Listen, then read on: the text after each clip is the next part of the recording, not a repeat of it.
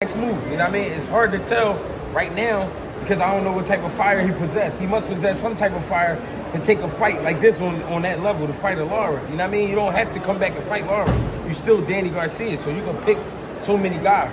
So that tell me he really want to do something. So I don't know. It sounds like to me he might have 2 more. And as far as direction, whatever makes sense.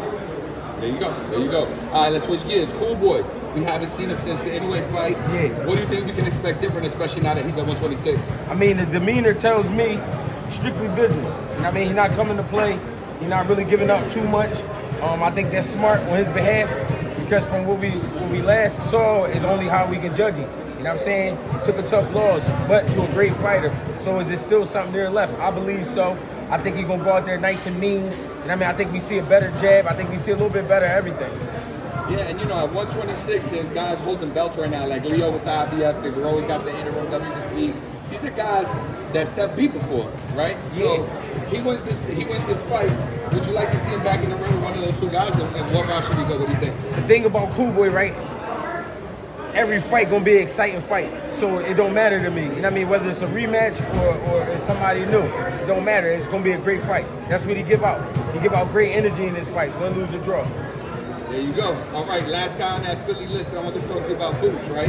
Yeah. So at 147, he just got mandated to fight a guy he already beat. Yeah. And I hope I don't mispronounce his name too bad, but Chukhadzian, I want to say is how you pronounce his name. Boots already beat him. It wasn't the prettiest win, but now that's his mandatory. Yeah. Do you think he stays at 147, fights this guy, as part of his IBF mandatory, or does he move up to 154? I mean, it depends on what makes sense. It's crazy because I would like to see Brian Norman, Barrios, one of those guys. Who's the third guy?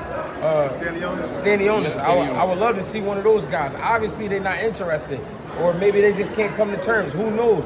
But to see him with Karen again, it doesn't really pique my interest. But at the same time, it's unfinished business. I didn't really get to beat you up like I like to beat people up. So maybe we can run it back, depending on the terms.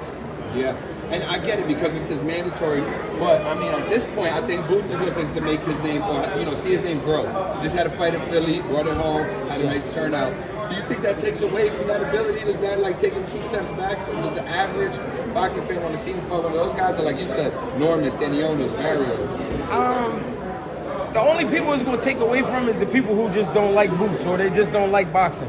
Because at the end of the day, Boots is a showman. He like to put on the show, and that's what you're going to get. So I feel like if it's going to have to be Karen, then it got to be Karen. It's better than sitting. You don't want to sit. That's the poison. When you're just sitting and you're rotting. You know what I'm saying? But when you're active, you're more dangerous. So keep him dangerous. There you go. There you go. All right, 2 non-Philly questions for you. Ortiz, Bochuk, they just fought. Some people think it was a controversial decision. Yeah. That Ortiz didn't actually win. What do you think? I believe the same thing. Bochuk, he didn't look exciting. He wasn't super fast. He wasn't super strong, but he was consistent. He was consistent with his 1-2 down the middle, consistent with the uppercuts. He was consistent. He didn't have the best defense and things like that. And he kept it at a close pace where he was giving himself away to Virgil. Where Virgil could put his hands on him, but Virgil wasn't able to get rid of him. Had him hurt a few times, but Virgil got knocked down a couple times. That's the game. But that fight should have been called a draw if they was going to do that. Only because it was entertaining. It was a great fight. It was a fight I would like to see again. I would like to see number 2 with them. There you go. I think most fans would agree with you. Canelo Berlanga, does Berlanga have a shot at all? He's a heavy underdog. Every man has a shot. We got to be fair.